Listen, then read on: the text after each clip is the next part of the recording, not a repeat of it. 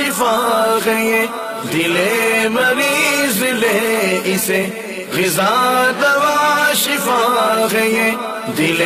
مریض لے اسے رہا جو دور تین دن تو زندگی سے دور ہے انما الاعمال بالنیات، اعمال کا ثواب وہ نیت کے ساتھ ہے، یہ اعمال نیت کے ساتھ ہیں۔ وَإِنَّمَا لِكُلِّ امْرِئٍ مَا نَوَىٰ، اور محض ہر مرد کے لیے وہی ہے، ہر آدمی کے لیے وہی ہے جس کی اس نے نیت کی۔ فَمَنْ كَانَتْ هِجْرَتُهُ إِلَىٰ دُنْيَا يُصِيبُهَا، تو جس کی ہجرت ہو دنیا کی جانب کے اسے حاصل کرے، او إِلَىٰ امْرَأَةٍ يَنْكِحُهَا، یا کسی عورت کی جانب کے اس سے نکاح کرے،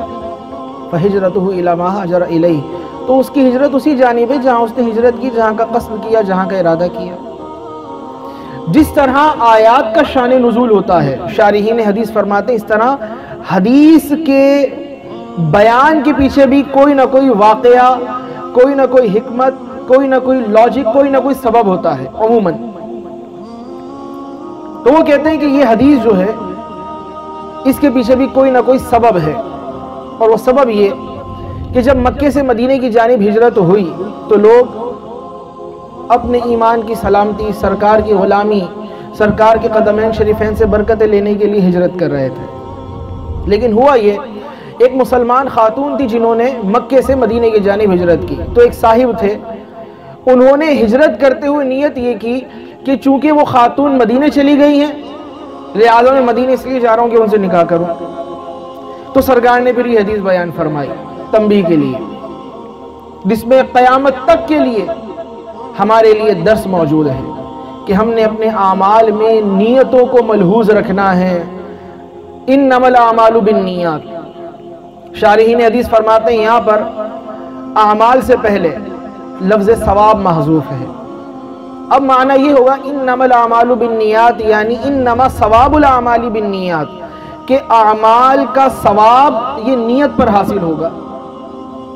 اگر نیت نہیں کی تو عمل کا ثواب نہیں ملے گا، عمل وجود میں آ جائے گا۔ اگر کوئی شخص وضو کرنا چاہے، غسل کا ارادہ کرے